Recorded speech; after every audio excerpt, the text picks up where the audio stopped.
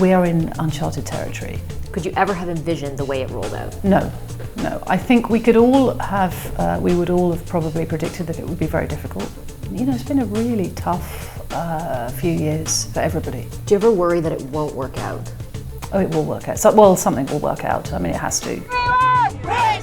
It's been a tumultuous few years for Britain.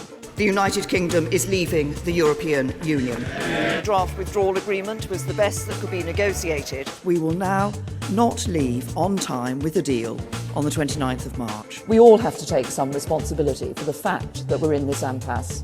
Welcome to Ernst Cliff. Located just a few minutes from Parliament Hill, it's a little slice of the UK in Canada, home to the British High Commissioner to Canada, Susan Lejeune-Dalgershek. She's been dealt the difficult hand of dealing with Brexit while representing her country overseas. But she's not a stranger to tough assignments. In a prior role, she helped negotiate the Iran nuclear deal. Hello, High Commissioner. Nice to see you. Nice to see you too. Thank you for doing this. I appreciate it. It's a pleasure. Tell me about where we're having our meal today, and this is where you live. It is where I live. So we're having lunch today in the conservatory, which is part of the residence. So I have an office, but I also have a residence, which is part of my job. And the residence here, Ernst Cliff, is a really historic building. So it was the home of your first Prime Minister, Sir John A. Macdonald. He actually died here in one of the bedrooms upstairs. It was built by a Scottish lumber baron in the 1850s. And it's been our residence since 1930. Do you like living in Canada? Yeah, apart from the winter. So apart from the last 8 months? Yeah, exactly. Yeah, no, I love it. Absolutely love it. It's fantastic. How would you describe your job to somebody who doesn't know what the High Commissioner does? So what do I do every day? I engage with your politicians and ministers and civil servants on issues that matter to both of us. And then there's a bit for me about projecting and promoting Britain. So people know about the history, that's all very clear, but that's not everything about our relationship, and that's not what it's about necessarily today. So it's about sometimes challenging some of the stereotypes and making people see what modern Britain is like, not necessarily all the stuff that goes around the history, but some of the more funky things that we do. The history is so much a part of both of our countries, and the relationship between the two countries is so integral to Canadians' identity for a lot of us. How would you characterize the evolution of that relationship? So I think it's now much more forward-looking than it was, and I think it's as Britain's own place in the world is changing, these sorts of relationships become more important, not less important. But I think there has been a tendency rather to take the relationship for granted. And so we are now investing. Certainly on our part. I think. Really? Yeah, I think so. Just because everything is easy and comfortable, and so you can tend not to spend as much time on those relationships as the ones that can be a bit more prickly. So I have to ask you what we've been dying to over the past few months, which is we are doing our best to try and be, but it is not easy to wade through essentially everything that has happened with Brexit, and how one day you can think something's happening and the next day something else is happening. What has it been like to be outside of your country, representing your country, watching that all unfold? So it's been sometimes uncomfortable, I think, because some of the developments have been quite difficult to explain or to understand. I think that we are in uncharted territory. So one of the things that makes it very difficult for me to explain, and I try and do it like you do, is that we've never been here before. And because we've never been here before, trying to predict what might happen is difficult. And then I also have to be very careful because I'm not a politician. One of my jobs is to show that fundamentally we remain the country we've always been, and that we remain open and welcoming and all those things, because there was some stuff right at the beginning that came out which would have suggested the opposite. So I think that's a very important message for me to communicate, and to continue to talk about the fundamental strengths of our economy. Our democracy is functioning as it should do. Parliament has played a really important central role to how this is all playing out. Could you ever have envisioned the way it rolled out? No. I think we would all have probably predicted that it would be very difficult. And I think that the difficulty and the complexity of it were very clear to anybody who'd been involved in these issues in the past. I don't think they were clear to people who voted exactly how difficult this was going to be. But I certainly I didn't expect it to be quite as hard and quite as divisive as it has been. And it's been a really tough few years for everybody. What do you think the impact of that has been? Aside from the politics of it, when you talk to people from home, when you go back, what has the sort of more long-term, long-lasting impact of all of the ups and downs been? So I think there are some good things about it. I think people are better informed than they were about all these issues. And on the negative side, I think there has been some very difficult divisions within the country and within families. So to give you an example, in my own family, my father voted to leave the European Union. My kids, who are 23 and 25, did not. And one of my sons still feels very, very bad about that his grandfather voted for something which he feels will have a significantly negative impact on him in the future. How do you navigate that? I have to be the go-between. So they didn't speak for quite a long time, and then I had to, eventually they are now speaking again. But this is really difficult stuff, and I think that particularly that generational thing has been very difficult for me. And my family is not unusual in that. There are many families in the same situation. Do you ever worry that it won't work out? Oh, it will work out. Something will work out. I mean, it has to. There are so many fundamental strengths that in the UK that it will work out. But I mean, I think it is the repercussions will be going on for quite a long time.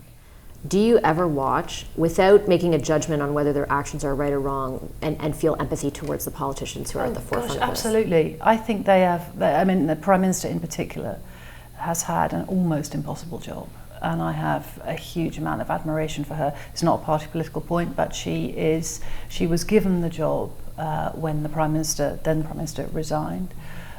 She has been dealt an almost impossible hand. I think she's done it with dignity and she's done it with determination. And I think her resilience is just quite remarkable.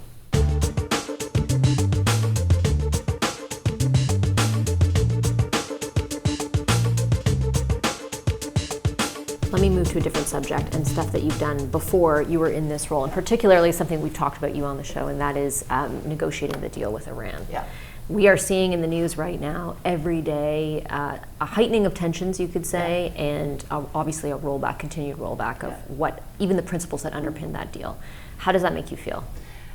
So I'm worried about it, and I'm worried about it for two reasons. I think there have been some really disturbing developments over the last few months. I think the American withdrawal was a really bad thing.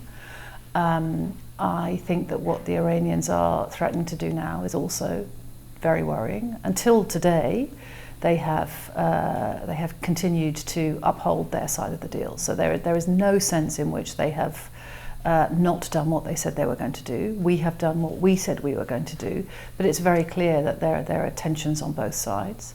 Exacerbated, I would say, by some of Iran's behaviour in the region, which was not part of the deal, but which nevertheless is part of the overall context. So I think it's worrying, and personally, I feel, really upset that something in which I invested a lot of my time and a lot of effort, and which was a diplomatic success story in years where there's not a lot to be positive about. It was a really good thing to have done, and it made the world a safer place, and it showed that diplomacy can work, and it put the prospect of Iran developing a nuclear weapon, much, much further down the line than it would have been otherwise.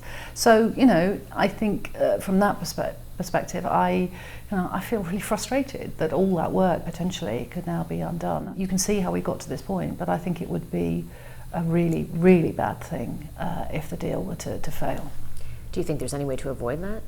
I think we have to do everything we can to try and avoid it. I think on I think on the European side, on the E3 side, we're doing whatever we can to try and create the environment for those economic benefits, the investment and the trade, to ramp up. But of course, we can't instruct our companies to go and deal with Iran. They make commercial decisions. So it's I think that is the one thing that we can and should continue to do, and highlight that Iran is continuing to live up to its commitments under the deal so far.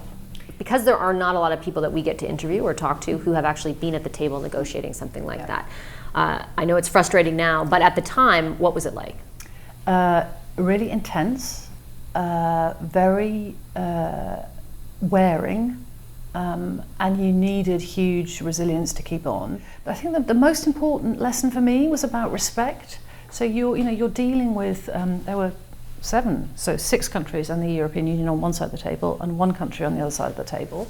And one of the reasons I think those negotiations have been less successful in the past was because it wasn't the power dynamic was like, we're the big people, you're not, we'll tell you what to do. And that certainly was not the way we approached it in this case. Was that deliberate? Yeah, I think so. Yeah, I think we learned the lessons of previous failures. Interestingly, it's all about people.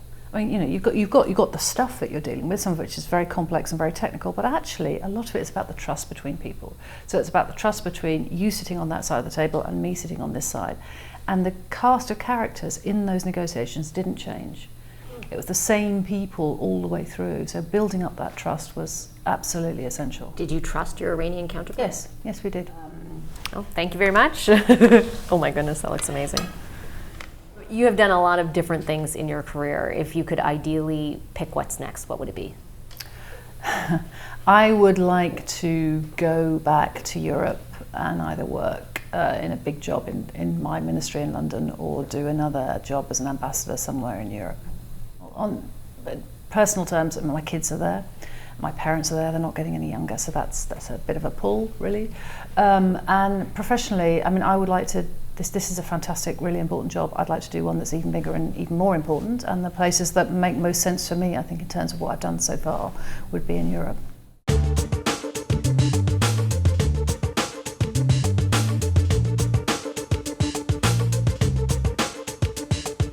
Toronto or Montreal? Montreal. Why? The food's better. Vienna or Ottawa? Ottawa, obviously. Good diplomatic answer there. Soccer or rugby? Rugby. Brexit or no Brexit? Oh, I can't answer that. Understood. Bacon or sausage? Bacon. Beatles or Rolling Stones? Rolling Stones every time. Oh, really? Who's your favorite rock star? Sting. And I hear you met him. I did. What's he like? He's a god. Well, that sums it up. Thank you very much, High Commissioner. I appreciate it. Thank you. It's a pleasure. Hi, I'm Vashi Capellos, host of Power in Politics. See more of our show by subscribing to the CBC News channel or click the link for another video. Thanks for watching.